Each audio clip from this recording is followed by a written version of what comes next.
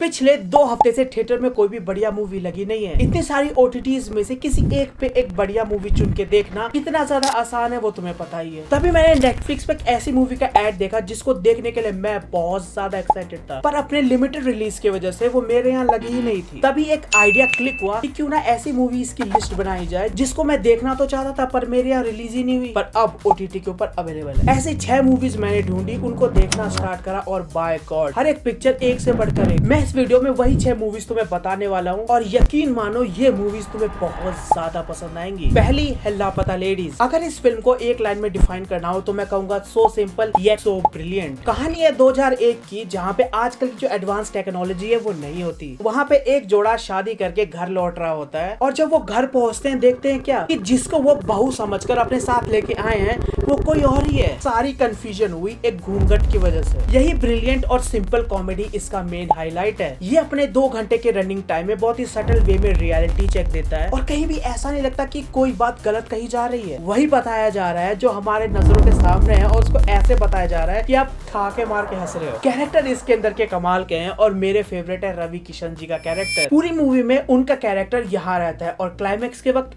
वहाँ क्लाइमेक्स में उनका जो परफॉर्मेंस है और जैसे उनका कैरेक्टर एक्शन लेता है वो चीज मूवी की क्वालिटी को अलग ही लेवल पे ले जाती है। दूसरी एक मलयालम फिल्म है प्रेमालू। होप कर रहा हूँ नाम सही से लिया होगा। अगर इस फिल्म को एक लाइन में डिस्क्राइब किया जाए तो ये वो फिल्म है जिसको तुम देखना शुरू करोगे और तुम नहीं चाहोगे कि ये कभी भी खत्म हो। इस मूवी के कैरेक्टर से मैं इतना ज्यादा अटैच हो गया था कि जब फिल्म खत्म हो रही थी ना मैं कहता नहीं यार और 5 घंटे चलता तो बेहतर होता। ये एक coming of age love story है और जब मैंने इसके डिस्क्रिप्शन पे देखा कि ये रोमांस मूवी है तब मैं सोचा कि होगी ये कोई टिपिकल फिल्म जहाँ पे कॉलेज के बाद लड़का लड़की मिले, प्यार हो गया और ये मूवी सबको इसलिए पसंद आ रही है क्योंकि इसके अंदर की कॉमेडी अच्छी है। पर नहीं, मैं बिल्कुल ही गलत साबित हुआ। ये फिल्म उन बाकी फिल्मों से जो कि इसी टॉपिक के अराउंड घूमती है उनसे बहुत ज्यादा अलग है। मेन लीड्स काफी सारा हटके हैं, स्टोरी का जो प्रोग्रेशन है वो बहुत ही अलग तरीके से होता है, म्यूजिक बहुत ही बढ़िया और उसका स्क्रीन प्ले, ये सब मिलकर एक ऐसी मूवी बनाते हो जिसको सिर्फ एक वर्ड एक्सप्लेन कर सकता है, मैजिक। और इसको मैं इस साल की सबसे बेस्ट मूवी की लिस्ट में बड़े ही आराम से डाल सकता हूँ। तीसरी भी एक मलयालम फिल्म है ब्रह्मयुगम। इस फिल्म के बारे में तुमने सुन ही लिया होगा, मैंने भी सुना था और एक क्यूरियोसिटी जाग जाती है ना कि क्यों लोग इसकी इतनी ज्यादा तारीफ कर रहे हैं। तो मैं तुम्हें बताना चाहूंगा कि तुमने इसके बारे में जितने भी रूमर सुने हैं या लोगों से जितनी भी बातें सुनी है वो सब की सब सच है। कुछ ऐसी फिल्में होती है ना जिसका अगर तुम्हें एक सीन भी दिखा दिया जाए तो वो तुम्हें विचलित कर देता है। तुम्हें पता होता है कि तुम इस सीन को देखे कंफर्टेबल फील नहीं कर रहे होते हो, लेकिन तुम पिन पॉइंट नहीं कर सकते किस वजह से। इस फिल्म ने उस पूरी भावना के ऊपर PhD कर रखी है। सिनेमेटोग्राफी टॉप लेवल की है, acting, music end of course Mammootty, ये सब चीजें मिलकर एक ऐसा एक्सपीरियंस आपको देते हैं जो आप भुला ही नहीं भूल सकते। यहाँ पे मैं तुम्हें 2 डिस्क्लेमर देना चाहूंगा कि मूवी स्टार्टिंग में थोड़ा टाइम लेती है अपने वर्ल्ड को सेटअप करने में, कैरेक्टर्स को सेटअप करने में, पर एक बार सेटअप हो गई तो उसके बाद क्वालिटी बढ़ती ही चली जाती है। दूसरा, और अगर पॉसिबल है तो ये मूवी रात को देखना प्रेफर करना। मैंने भी रात को देखा था और उस समय का एक्सपीरियंस अगर मैं फिल्म दिन में देखता तो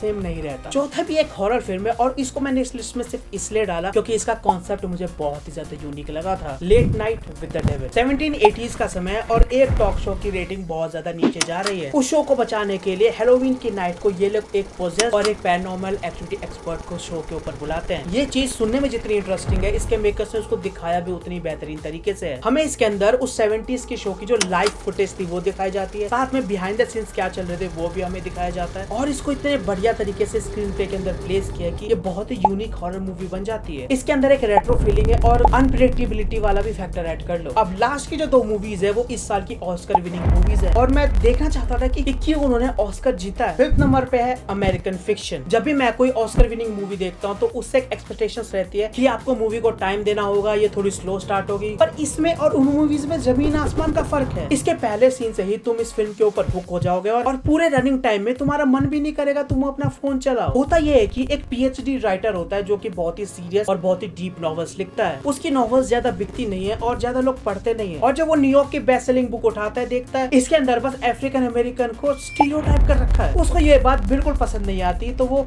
एज अ जोक एक ऐसी बुक लिखता है जिसको तुम स्टीरियोटाइप का टॉप लेवल कह सकते हो और उसको लग रहा था कि जब वो ये पब्लिशर्स को भेजेगा उनको समझ में आ जाएगी कि वो लोग क्या कर रहे हैं, पर होता है इसका उल्टा। वो बुक उनको बहुत ज्यादा पसंद आ जाती है और वो लोग इसको अवार्ड के लिए भेज देते हैं। अफ्रीकन अमेरिकन को लेकर ये बहुत ही बढ़िया सटायर है। ये फिल्म जो मैसेज देती है वो देख के आपको हंसी भी आएगा और बहुत ही absurd फीलिंग भी आएगी। डायलॉग्स बहुत अच्छे से लिखे गए, कैरेक्टर डेवलपमेंट बहुत ही कमाल के हैं और इस मूवी का एंड बहुत ही अच्छे से लैंड करता है। Last but not the list anatomy of a fall. थोड़ी देर पहले मैंने ऑस्कर वाली मूवीज की क्वालिटी की बात करी थी कि स्टार्ट थोड़ा लेट करती है, अब ये मूवी वही है। इसकी शुरुआत बहुत ही अजीब और स्लो होती है, इतने की मुझे लगा मैं बहुत देर से बैठा हुआ हूँ और मुझे लगा मूवी खत्म होने वाली होगी, तो देख लेते हैं कितना टाइम बचा है। मूवी पॉज करी, देखा कि अभी 1.5 घंटा बचा हुआ है। 2.5 घंटे की फिल्म थी और उसके बाद मूवी जो पेस पकड़ती है बहुत ही मजा आता है देखने में। ये एक कोर्टरूम ड्रामा है जो कि पहले बहुत सिंपल लगती है, जब मिडिल पोर्शन में आती है तो लगता है हम एक थ्रिलर की तरफ बढ़ रहे हैं जहाँ पे इसका एंड हमारे दिमाग उड़ा देगा। पर इसकी एंडिंग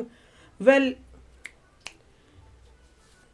बहुत अलग होती है। इन्होंने इसकी एंडिंग बिल्कुल ही ओपन छोड़ दी है, सारे फैक्ट्स और सबूत तुम्हारे सामने लाके डाल दिए और फिर तुम अपने हिसाब से तय कर लो कि फिल्म में आखिर हुआ क्या, जितने भी डिस्कशन थे उनका मतलब क्या है और ये फिल्म मैसेज क्या देना चाहती थी। ये सुन के तुम्हारे मन में फीलिंग आ सकती है कि अगर एंड ऐसा है तो देखो या नहीं। जरूर देखो, ये उन फिल्मों में से जिसके ऊपर डिस्कशन घंटों भर बैठ के किया जा सकता है। Acting absolutely brilliant. इस फिल्म के अंदर 10 से 15 मिनट का एक सीन आता है जहाँ पे सिर्फ 2 कपल्स फाइट कर रहे हैं। इस फिल्म का मेरा फेवरेट सीन है बाय द वे। जब तुम उस सीन को देखोगे ना तुम्हें साफ साफ पता चल जाएगा कि इसको ऑस्कर क्यों दिया गया है। तो ये थे मेरे वो 6 मूवी की लिस्ट। अगर तुमने इनमें से कोई मूवी देख रखी है तो अपने थॉट नीचे कमेंट्स में बता देना। Last movie anatomy of fall में एंडिंग में हुआ क्या, अगर इसको लेके तुम्हारी कोई थ्योरीज है तो प्लीज कमेंट्स में जरूर बताना। बाकी वीडियो पसंद आए तो इसको लाइक करो, अपने दोस्त का शेयर कर देना और अगर चैनल पे नए हो तो प्लीज सब्सक्राइब